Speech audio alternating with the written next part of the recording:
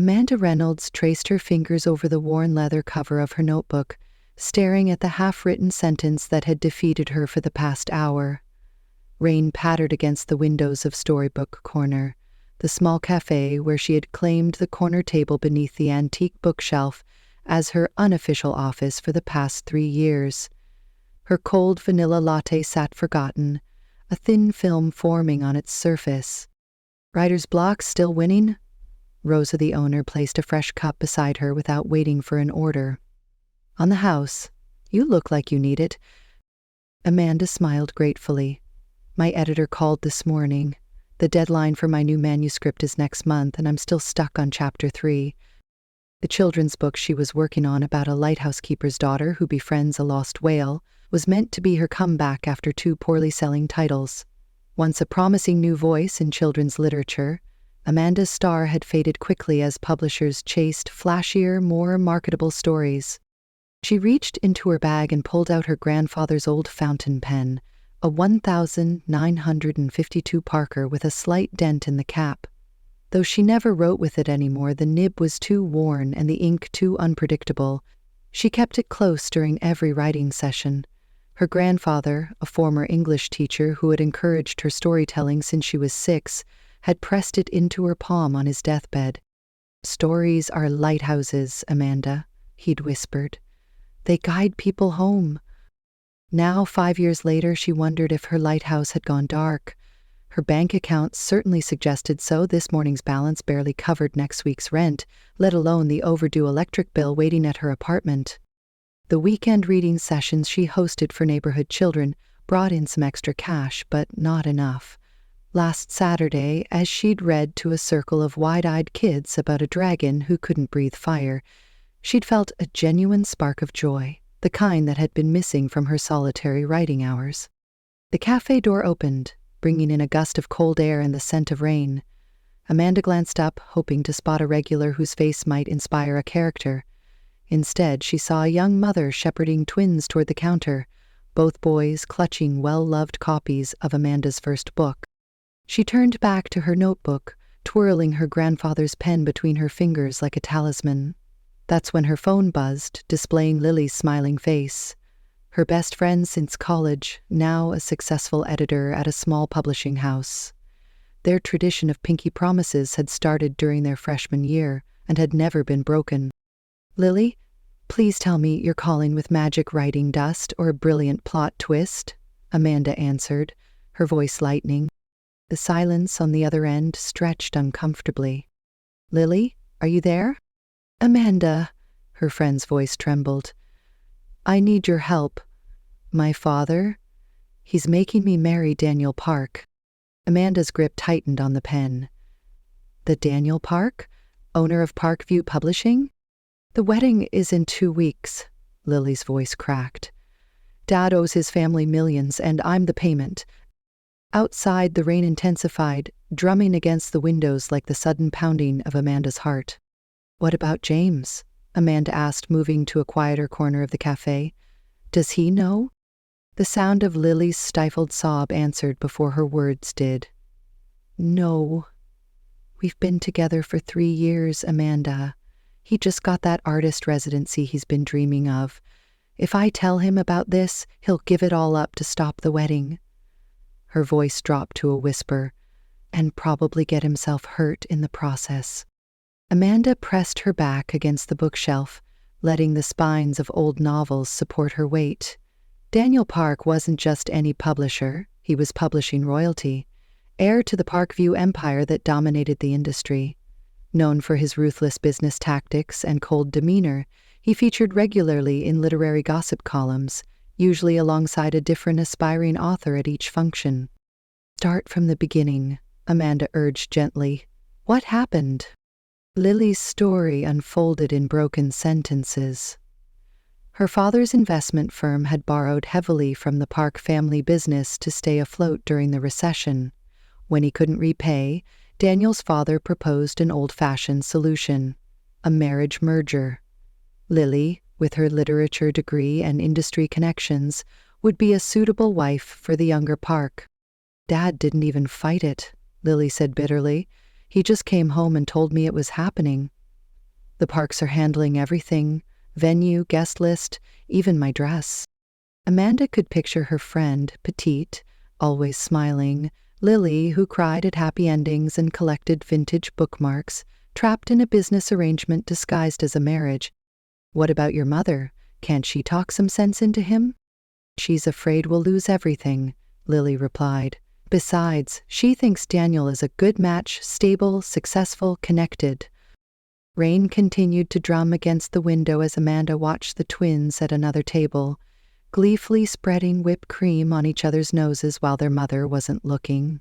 Such innocent joy, worlds away from Lily's predicament. Remember when Professor Harkins said we'd both sell out for stability one day? Amanda asked, recalling their college days. And we made that pinky promise to never choose security over happiness. A small laugh escaped Lily. The sacred pinky promise. We were so dramatic back then. We still are, Amanda said firmly, and I'm not letting you break that promise. She hooked her pinky finger in the air, a gesture Lily couldn't see but would certainly remember. Their ritual from freshman year had carried them through breakups, rejections, and disappointments, a childish gesture that somehow held more weight than formal vows. I'll help you, Lily. I don't know how yet, but I promise I will. The ceremony is at the Portland Historical Library, Lily said, her voice gaining strength. Daniel chose it. Apparently he's some kind of book collector. It's small, just family and publishing people. Amanda's mind was already racing, sketching a plan. Does Daniel know who I am? Would he recognize me? I don't think so. He mainly publishes literary fiction and business books. He probably thinks children's books are beneath him. Amanda straightened, a spark of determination replacing her earlier creative frustration. Send me everything you know about the wedding. And Lily, start packing a bag. If this works, you'll need to be ready to leave with James immediately. After ending the call, Amanda stared at her notebook. The half-finished story of the lighthouse girl suddenly seemed distant, replaced by a real-life rescue mission that needed plotting. She turned to a fresh page and wrote a single line: Operation Save Lily. For the first time in months, the words flowed easily. The Portland Historical Library stood majestic against the afternoon sky, its stone columns and arched windows giving it the appearance of a literary cathedral. Amanda adjusted her navy blue dress, borrowed from her neighbor, and clutched a leather portfolio that contained nothing but blank paper. Her heart hammered against her ribs as she approached the security guard. Amanda Reynolds, she said with practiced confidence. I'm the children's author invited to speak about Mr. Park's Literacy Foundation. The lie had come to her 2 nights ago as she researched Daniel Park. His company had recently launched a children's literacy initiative, more as a tax write-off than a passion project, she suspected. The guard checked his list, nodded, and waved her through. Inside, the library's grand reading room had been transformed. Rows of white chairs faced an ornate arch decorated with white roses and eucalyptus. Light streamed through the stained glass windows, casting rainbow patterns across leather-bound books lining the walls. It was beautiful, Amanda had to admit, a bibliophile's dream wedding. She slipped into a seat near the back, scanning the room for Lily. Instead, her eyes landed on Daniel Park, standing near the front, speaking with an older man who shared his sharp jawline. The infamous publisher was taller than she'd expected, his dark hair neatly combed, his posture impeccable in a tailored charcoal suit. Then she noticed his tie, and her breath caught. The deep blue silk was patterned with tiny silver stars and crescent moons, identical to the night sky in Whispers of the Moon, her favorite childhood book. She'd spent countless nights beneath her covers with a flashlight, reading about the moon's adventures as it traveled across the sky, making friends with lonely children below. This couldn't be coincidence. Did Daniel Park, publisher of serious literary fiction and business manuals, secretly harbor a love for children's fantasy? A string quartet began playing, signaling the ceremony's start. Amanda's palms grew damp as guests took their seats. According to their plan, she needed to wait until the speak now or forever hold your peace moment. something Lily had confirmed would be included, at her father's insistence on traditional vows. The procession began. Amanda barely breathed as Lily appeared at the entrance, a vision in white, her face partially obscured by a delicate veil. Her steps were mechanical as her father guided her toward Daniel, who stood waiting with an expression Amanda couldn't quite read. Not joy, not love, but something more complex. The ceremony progressed with excruciating slowness. Amanda's phone vibrated silently in her purse, a text from James, confirming he was waiting with the car 3 blocks away. Everything was ready. Finally, the officiant spoke the words she'd been waiting for. If anyone has reason why these two should not be wed, speak now, or forever hold your peace. Amanda stood, her chair scraping loudly against the hardwood floor. All heads turned. "I have a reason," she said, her voice stronger than she felt. "Daniel Park stole the manuscript for Moonlight Whispers from my desk during the Pacific Northwest Writers' Conference last spring. He's publishing it under another author's name next month." The accusation, completely fabricated, sent gasps rippling through the audience. Daniel's eyes widened, then narrowed as he stared at her. "That's absurd," he said, his voice deep and controlled. "I don't even publish children's books." "Then why," Amanda countered, stepping into the aisle, "are you wearing a tie featuring characters from Whispers of the Moon, a book any true children's literature fan would recognize?" More murmurs spread through the crowd. Daniel's hand unconsciously went to his tie, confusion crossing his features. In the ensuing chaos, Amanda caught Lily's eye and gave a slight nod. As everyone's attention remained fixed on the confrontation, Lily slipped away through a side door, exactly as they had planned. "This woman is clearly delusional," Daniel's father announced. "Security?" Amanda held her ground as 2 men approached. "Check the publishing schedule," she called out to the assembled guests. "Ask him about the manuscript with the silver moon on the cover." As security escorted her toward the exit, she glimpsed Daniel, still standing at the altar, his expression shifting from confusion to realization as he noticed Lily's absence.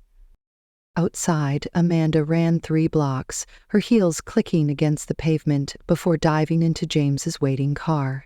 Lily was already inside, wedding dress bunched around her, tears streaming down her face. "It worked," Amanda panted as James pulled away from the curb. "It actually worked." Lily grabbed her hand, squeezing it tight. Pinky promise fulfilled. 3 days after the wedding fiasco, Amanda sat in her usual corner at Storybook Corner, trying to focus on her lighthouse story. The cafe was quieter than usual, a Tuesday afternoon lull that normally helped her concentrate, but today her mind kept drifting back to the wedding. She hadn't heard from Lily since a brief text, "We're safe, heading north, we'll call when we can." Amanda worried about repercussions. Lily's father must be furious, and the Parks. She shuddered to think what a family with that much influence could do if they wanted revenge. The cafe door chimed. Without looking up, Amanda knew it was a newcomer. Regulars never let the door swing that wide. She glanced up and froze. Daniel Park stood in the entrance, scanning the cafe. His tailored suit and polished shoes looked out of place among the mismatched furniture and chalkboard menus. When his eyes locked with hers, Amanda felt her stomach drop. He walked directly to her table, his expression unreadable. "Mr. Park," she said, trying to keep her voice steady. "I suppose it was only a matter of time." To her surprise, he pulled out the chair across from her. Amanda Reynolds, children's author, weekend storyteller, and apparently quite the wedding saboteur. She closed her laptop, considering her escape options. "If you're here to threaten legal action—" "I'm not," he interrupted, studying her with curious intensity. "Though the accusation of intellectual theft was a bit dramatic, don't you think? Moonlight Whispers?" Despite her fear, Amanda felt a flicker of defiance. "It worked, didn't it?" A small smile tugged at Daniel's lips. "Certainly did. Created quite the literary scandal at a rather dull wedding." Before she could respond, Rosa appeared beside their table, "Can I get you something?" she asked Daniel, giving Amanda a concerned look. "Vanilla latte with half the usual sugar," Daniel said without hesitation, "and another for Ms. Reynolds." He gestured to her empty cup. Amanda's surprise must have shown on her face. "You mentioned it in your Inkwell magazine interview last year," he explained once Rosa left, "when they asked about your writing routine. Vanilla latte with less sugar than most places make it because I like to taste the coffee, not just the sweetness."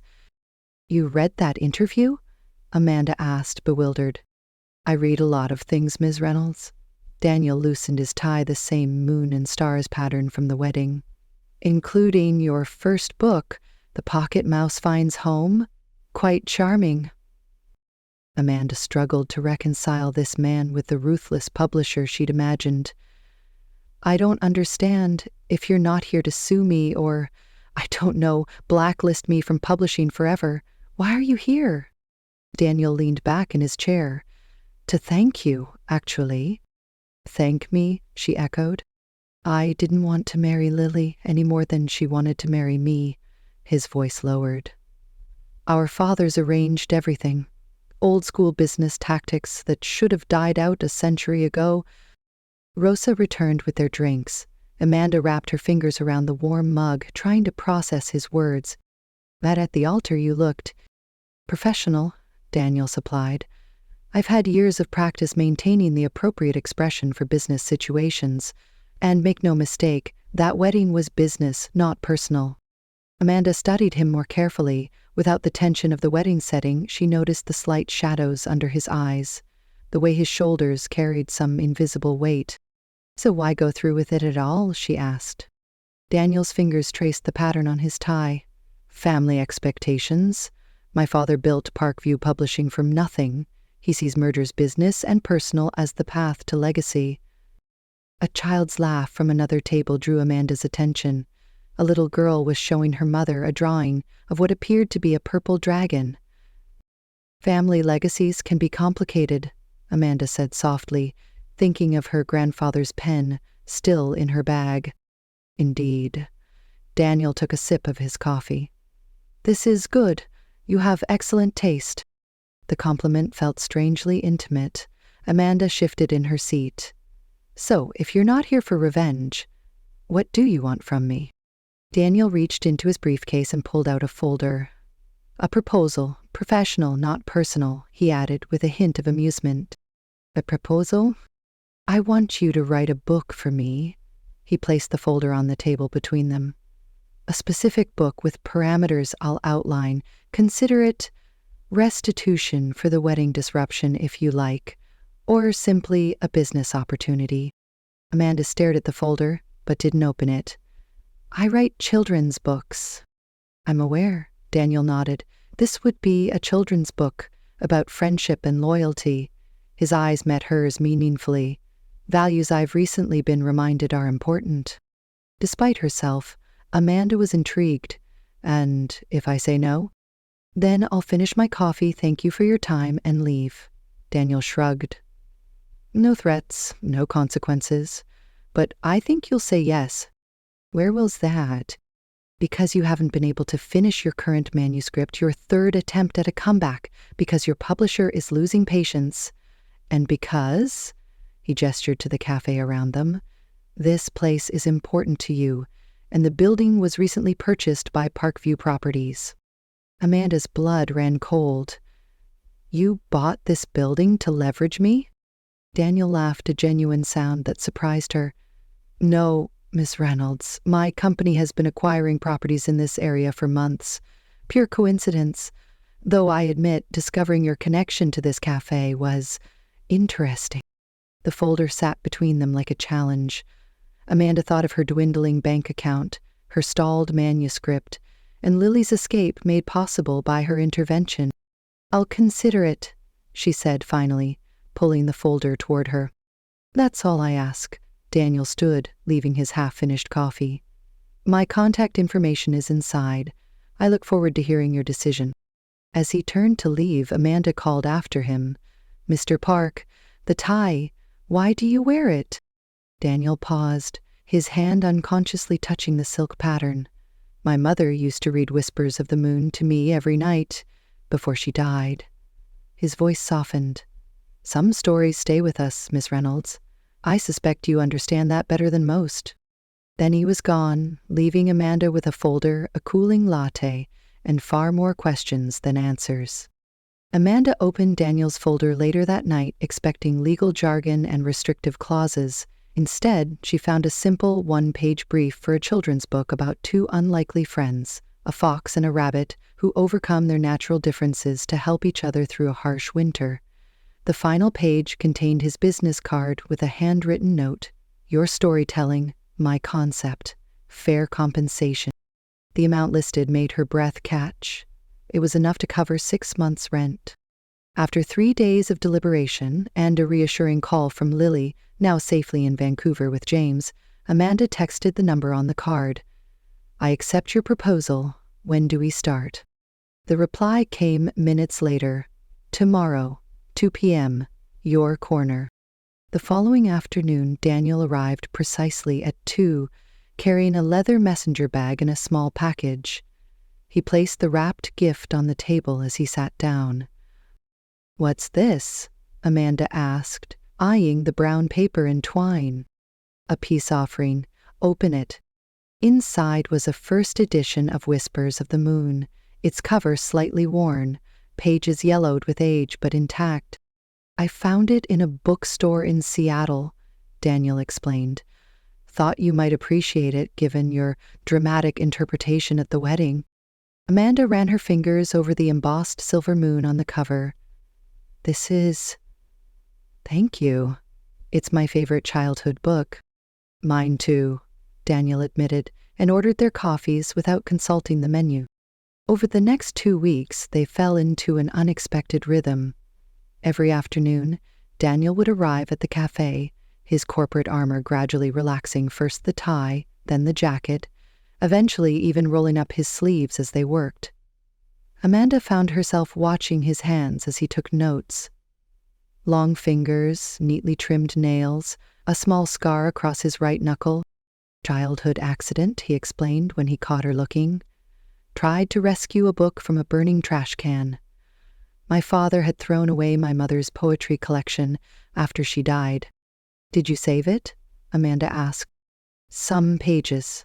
He reached into his pocket and withdrew a small, leather-bound notebook. "I keep one with me for memories." Amanda had noticed the notebook before, always present, occasionally opened when he thought she wasn't looking. Now he showed her a charred page carefully preserved between the leaves, a fragment of poem in elegant handwriting. This vulnerability from the supposedly ruthless publisher shifted something in their dynamic.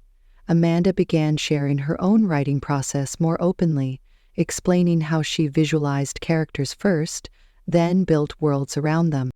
Their book progressed quickly. The fox and rabbit characters took shape, their woodland world becoming richer with each draft. Amanda found herself looking forward to their sessions, enjoying the creative spark that came from collaboration. Daniel's analytical mind complemented her imaginative approach, pushing her to tighten plot points and clarify motivations.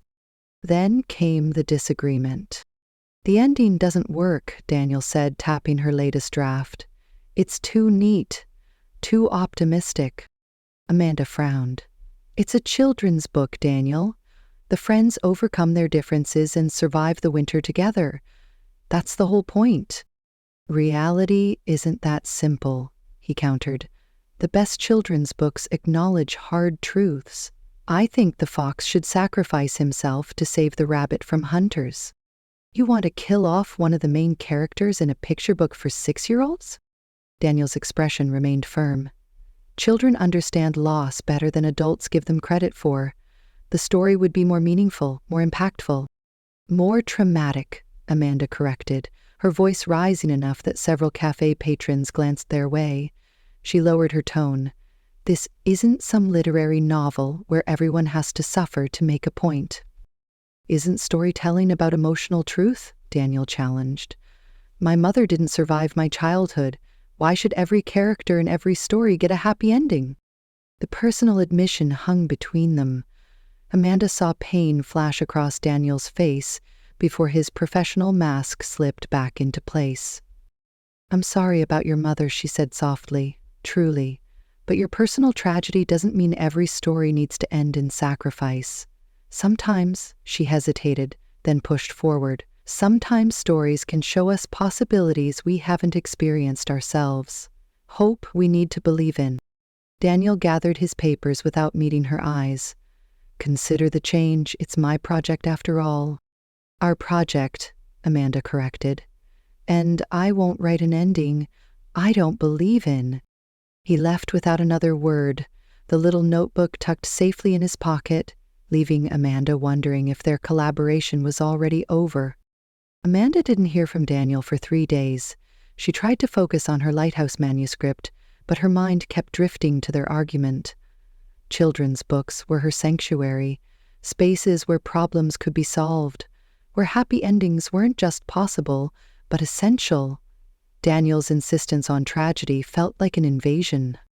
On the 4th day, she broke her routine and visited the central library instead of the cafe. Something about Daniel's connection to Whispers of the Moon nagged at her. The children's literature section was quiet, just one elderly librarian reshelving picture books. "Excuse me," Amanda approached her. "Do you have any information about Eliza Park? She wrote Whispers of the Moon in the 1990s. The librarian adjusted her glasses. "Eliza Park? I don't recall. Let me check our database." After some clicking, the librarian looked up. "No author by that name. Whispers of the Moon was written by E.J. Parkson." "Are you sure?" Amanda pulled out her phone, searching for images of her childhood copy. "Quite sure, dear. We have a first edition in our special collection." The librarian led her to a display case containing protected rare books. There it was, the familiar silver moon, but with E. Parkson printed on the spine. A thought struck Amanda. Parkson? Parkson? She thanked the library and hurried to a computer terminal, searching for information about E.J. Parkson. There wasn't much. No author photos, just a brief bio stating they had written a series of children's books in the 1990s before disappearing from publishing. Next, she searched for Daniel's family. Several business articles appeared about Richard Park, founder of Parkview Publishing, and his rise in the industry. One mentioned his marriage to celebrated children's author Elizabeth Jenkins, who died when their son was 8. Elizabeth Jenkins, E.J. Her phone buzzed with a text from Daniel. "At the cafe, can we talk?" When Amanda arrived, Daniel was sitting at their usual table, 2 coffees waiting. He looked tired, his normally immaculate appearance slightly rumpled. "Your mother was E.J. Parkson," she said, sliding into her seat. Daniel's eyebrows rose. "You've been researching me?" "I've been researching the book," she corrected. "Why didn't you tell me?" He sighed, rotating his coffee cup slowly. "Would it have changed anything? Would you have accepted my project because my mother wrote your favorite childhood book?" "No, but..." Amanda paused. "It explains why this project matters so much to you, why the ending feels so personal." Daniel reached for his notebook, running his thumb along its worn edge. "My father never approved of her writing, thought children's books were beneath our family's literary reputation. After she died, he rebranded the company towards serious literature, buried her backlist, and refused to publish her final manuscript." "The Fox and Rabbit story," Amanda realized. "That's your mother's unpublished work." Daniel nodded. "Found in her papers after I took over the company, just an outline and character sketches." He pushed the notebook toward her, open to a page containing a faded drawing of a fox and rabbit sitting beneath a tree. "I needed someone who could bring it to life. And you chose me." "Why?" "Your marketplace interview last year. You said you wrote stories that children need, not just what adults think they should hear." It reminded me of something she used to say. Amanda felt the weight of this revelation. "In your mother's outline, how did the story end?" Daniel's expression softened. "I don't know. The last pages were missing." The cafe hummed with afternoon conversations around them as Amanda processed this information. The project wasn't just a business opportunity or even creative collaboration. It was Daniel's attempt to complete his mother's legacy. "I might have been wrong about the ending," she admitted. "But so were you. What if instead of choosing between happy or tragic, we find something more nuanced, real but hopeful?" Daniel considered this. "What are you thinking?" "The fox doesn't die, but he does get injured protecting the rabbit. The rabbit then uses all the survival skills the fox taught him to care for his friend through the rest of winter. They both survive, changed by depending on each other." For the first time since she'd met him, Daniel smiled without reservation. "My mother would have liked that." Over the next 2 weeks, they rewrote the ending together, their creative partnership strengthening. Daniel shared more stories about Elizabeth while Amanda opened up about her own family. Her grandfather, who encouraged her writing, her parents, who never quite understood her career choice. Their afternoons extended into early evenings.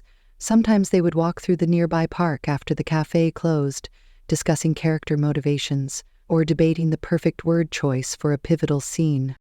One evening, as autumn leaves swirled around them, Daniel stopped beneath a maple tree.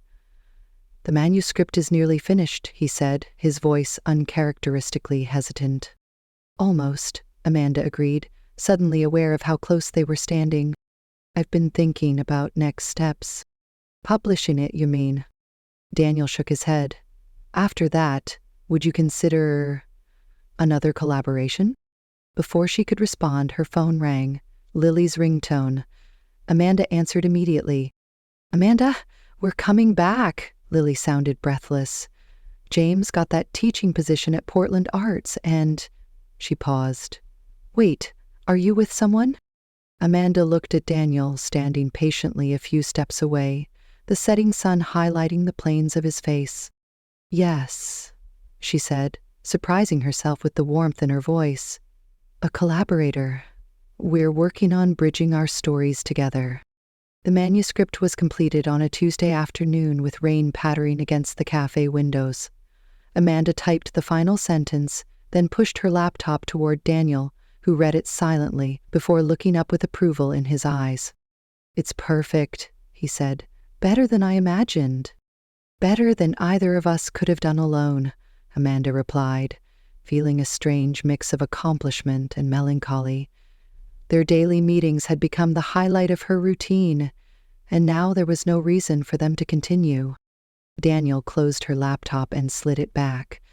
"We should celebrate. Dinner. There's a place near Powell's Books that serves incredible risotto."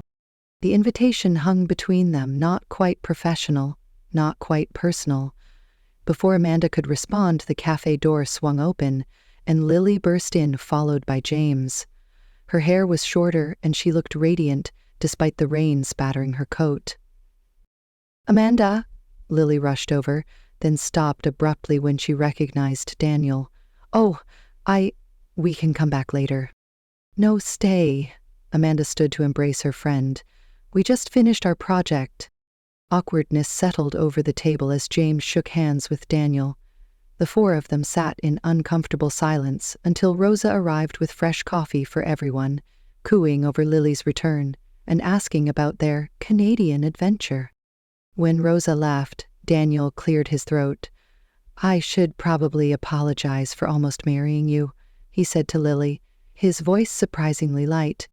Lily's laugh broke the tension. "And I should thank you for not making a scene when I ran out. Unlike some people at that wedding." Daniel glanced at Amanda with a hint of amusement. "Hey, I delivered a stellar performance on zero notice," Amanda protested.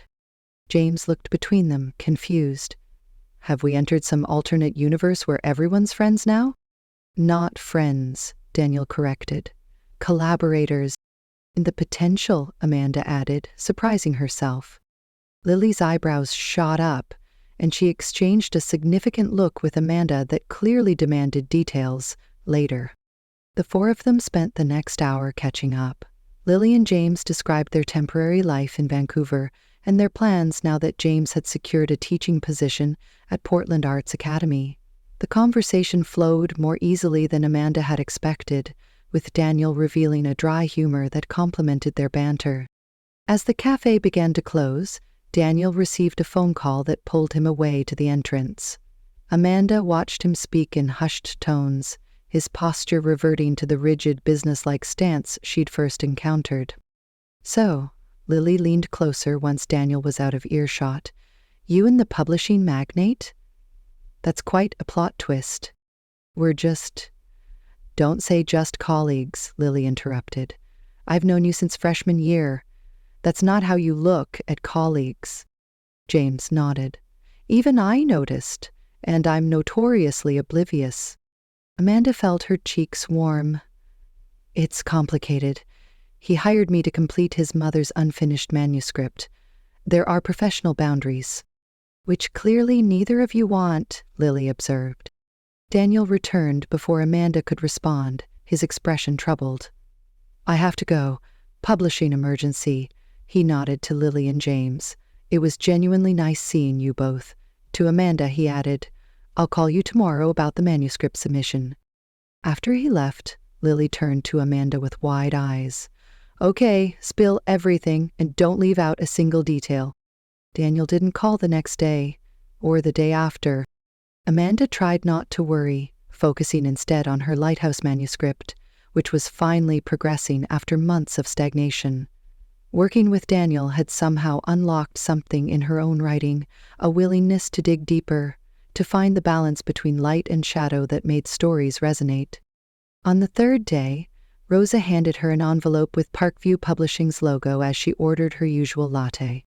Inside was a formal letter offering to publish The Fox and the Rabbit, with Amanda listed as the primary author and inspired by an original concept by Elizabeth Jenkins Park. The terms were generous, far better than her current publisher offered, but what caught her attention was the handwritten note at the bottom. "Family emergency, father in hospital, will contact you when resolved. D." Relief and concern washed over her simultaneously. She texted him a simple message. "Hope everything's okay. The book can wait." A week passed with no response. Amanda alternated between working on her lighthouse manuscript and worrying about Daniel. She'd learned from news articles that Richard Park had suffered a stroke and was in critical condition. The business world was buzzing with speculation about Parkview Publishing's future. On a rainy Monday morning, as Amanda was setting up her laptop at the cafe, the door opened and Daniel walked in. He looked exhausted, with dark circles under his eyes and his normally pristine appearance slightly disheveled. Amanda stood as he approached.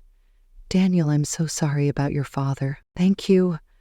He slid into the chair across from her. "It's been challenging. The doctors say he'll recover, but he won't be returning to work. Which means I'm now officially the CEO of Parkview Publishing." He rubbed his temples. "Something I've been preparing for my entire life, yet somehow still don't feel ready for." Amanda reached across the table and squeezed his hand. "You'll be great." Daniel turned his palm upward, intertwining their fingers. "My first official act was to create a new children's literature division. I'd like you to head it." Amanda blinked. "What?" "You understand what makes children's books work. You have the creative vision and the industry experience." His thumb traced circles on her wrist. "We need someone who can honor my mother's legacy while building something new." "Daniel, I'm a writer, not an editor or publishing executive." "You can still write. In fact, I insist on it." His eyes held hers. "But you also have an instinct for which stories need to be told and how to tell them. The division needs that." Amanda withdrew her hand, mind racing. "This is a lot. What about our book?" "It's already in production. First copies in 3 months." He smiled slightly. "I may have moved it to the front of the queue." "Abusing your CEO powers already." "Just the beginning." His expression grew serious. "I understand if you need time to think about the offer. It would mean changes." "Like what?" "Like no longer being able to avoid real office hours," he teased. "Like professional obligations, board meetings, potentially conflicts of interest." The implication hung between them. Amanda studied his face. The fatigue, yes, but also something hopeful in his eyes. "Well, me?" she asked softly. "There are more qualified people." "Because you fought me on the ending." Daniel leaned forward. "Because you understood what the story needed, not what I wanted. Because—" he hesitated, then pushed forward. "Because when I imagine building something that matters, I can only see doing it with you." The cafe hummed around them, morning customers coming and going, rain streaming down the windows. In that moment, Amanda saw two paths stretching before her: the solitary writer's life she'd always known, or something new, uncharted, frightening, and exhilarating. "I need to think about it," she finally said. Daniel nodded. "Of course, take all the time you need." He stood to leave, then paused. "One more thing. Whatever you decide about the job, would you have dinner with me? Not as collaborators or colleagues, just us." Amanda found herself smiling. "I'd like that." As Daniel left, Amanda opened her laptop, staring at her lighthouse manuscript. The story she'd been struggling with for months now seemed to have a clearer shape. A tale about leaving safe harbors and navigating uncharted waters. About the light that guides you home, even in the darkest storm. She began to type. 3 weeks later, Amanda sat in the Parkview publishing lobby, a leather portfolio on her lap. The modern glass building downtown felt worlds away from her cozy cafe corner. Administrative assistants hurried past with purpose, phones rang with muted urgency, and somewhere above her, Daniel was concluding a board meeting where her future would be decided. She smoothed her blazer, a new purchase specifically for this meeting, and reviewed her presentation again. After much deliberation and lengthy conversations with Lily, Amanda had decided to accept Daniel's offer, but with conditions. She wouldn't simply head his new children's division. She wanted to completely reimagine it. "Ms. Reynolds," a polished receptionist approached. "Mr. Park will see you now." The executive elevator whisked her to the top floor, where floor-to-ceiling windows offered panoramic views of Portland's skyline, the mountains visible in the distance. Daniel's assistant led her past a series of meeting rooms to a corner office, where Daniel stood talking with 3 older men in suits. When he saw her, his professional demeanor softened slightly. "Amanda, thank you for coming. Gentlemen, this is Amanda Reynolds, the author I mentioned." The men nodded politely before filing out. Once they were alone, Daniel closed the door and his shoulders relaxed. "Sorry about that. Quarterly budget review ran long." He gestured to a sitting area near the windows, away from the imposing desk. "You look professional." Amanda smiled. "Trying to blend in, not sure the blazer suits me." "It does." His gaze lingered a moment longer than necessary. "Though I miss the cafe setting." They sat across from each other, suddenly formal after weeks of creative intimacy. "How's your father?" Amanda asked. "Improving." Frustrated by physical therapy but determined, Daniel loosened his tie. The moon and stars pattern she'd come to associate with him. "He actually asked to read our manuscript. First interest he's shown in children's literature since my mother died." And a genuine smile spread across Daniel's face. He said it reminded him of her. Highest praise possible from Richard Park. Amanda felt warmed by this unexpected connection to Daniel's past. She opened her portfolio. "I've been thinking about your offer." "Before you answer," Daniel interjected, "I should clarify something. The job offer is entirely separate from personal considerations. Whatever you decide won't affect our dinner plans or the publication of our book." "I appreciate that." Amanda took a deep breath. "I've decided to accept the position, but with some modifications." Daniel's eyebrows rose. "You're negotiating with the CEO?" "I'm presenting an alternative vision to a publisher who values innovation," she corrected with newfound confidence. "I don't want to just manage a children's division.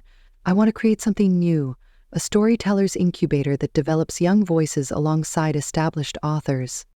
She handed him her proposal, a detailed plan for discovering diverse talent, mentorship programs, and a digital platform where young writers could collaborate with illustrators. The traditional publishing model is struggling to connect with how children actually consume stories now, she explained. We need to bridge that gap while maintaining what makes children's literature special: the emotional truth, the magic, the possibility.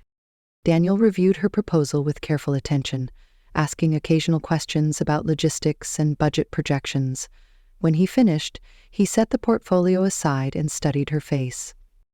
"You've put considerable thought into this." "I have."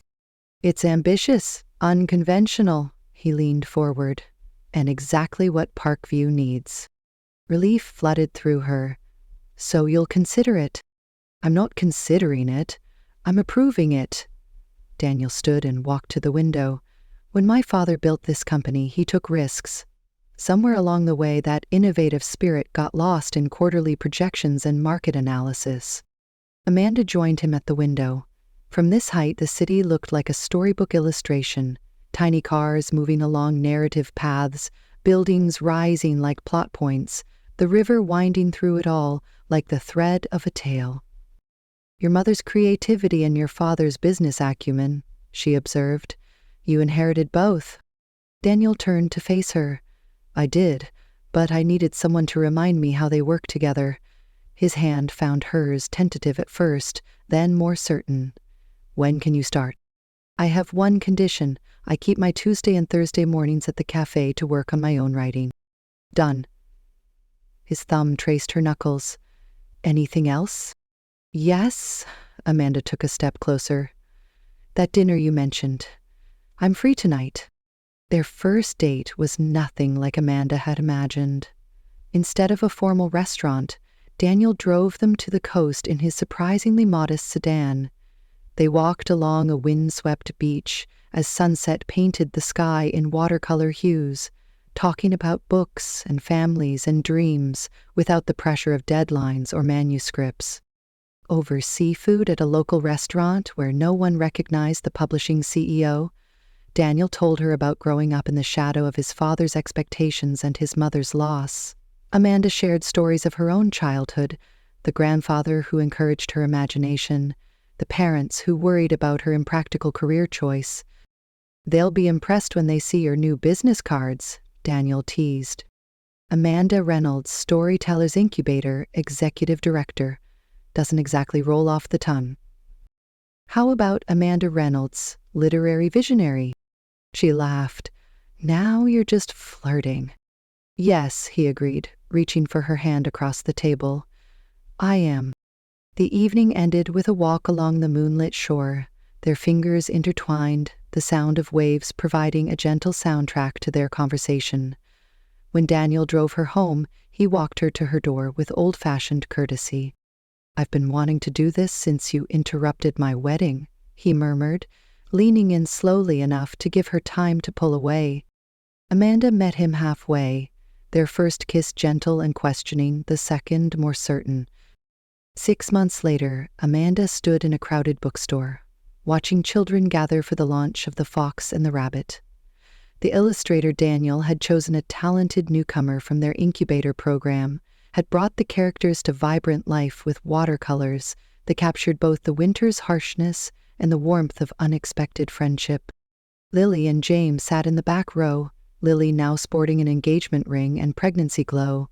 Amanda's parents had flown in for the occasion, her father filming everything on his phone while her mother proudly told neighboring parents, "That's my daughter, the executive director and author." As Amanda prepared to read the story, she caught Daniel's eye from where he stood at the side of the room. In the months since they'd begun working together and dating, she'd watched him transform Parkview Publishing while she built her incubator program from the ground up. Their professional collaboration had faced challenges, but their personal relationship had deepened through each one. "Today," Amanda addressed the gathered children, "I'm going to read you a special story about two very different animals who learn that sometimes the most unlikely friendships are the strongest ones." She opened the book to the first page where the dedication read, "For E.J., whose story continues through new voices, and for D, who taught me that the best endings are really beginnings in disguise. As Amanda read about the fox and the rabbit's first frightening encounter in the winter woods, she saw Daniel slip a hand into his pocket, where she knew he kept his mother's notebook. In it, beside Elizabeth's charred poem fragment, he now carried a new treasure, the first note Amanda had ever written him, accepting his proposal for collaboration. Later that evening, after the last book was signed and the store had quieted, they walked to their cafe. Amanda still thought of it as theirs, though now she divided her time between her corner table and her new office overlooking the river. "Successful launch," Daniel said as they settled into their usual spot, Rosa bringing their coffees without being asked. "The sales figures are already exceeding projections." "Always the businessman," Amanda teased, "even on our book birthday." "Not always." He reached into his pocket, but instead of his notebook, he withdrew a small box. "Sometimes I'm surprisingly impulsive." Amanda's coffee cup halted midway to her lips. "Daniel, 6 months ago, you accepted my proposal for a professional partnership." He opened the box, revealing a vintage ring with a moonstone surrounded by tiny stars. "Tonight, I'm hoping you'll consider a more personal one." Outside, autumn leaves danced in the evening breeze. Inside, surrounded by the familiar hum of their cafe, Amanda looked at the man across from her, no longer the stern publisher or reluctant groom, but her partner in creativity and life. "Yes," she said simply, her storyteller's vocabulary momentarily inadequate for the emotions swelling in her heart. As Daniel slipped the ring onto her finger, Rosa appeared with 2 slices of cake, stars and moons piped in silver frosting on top. "About time," the cafe owner said with a wink. "I've been saving this recipe for your engagement since he first walked in here looking for you." Daniel laughed. "Am I that transparent?"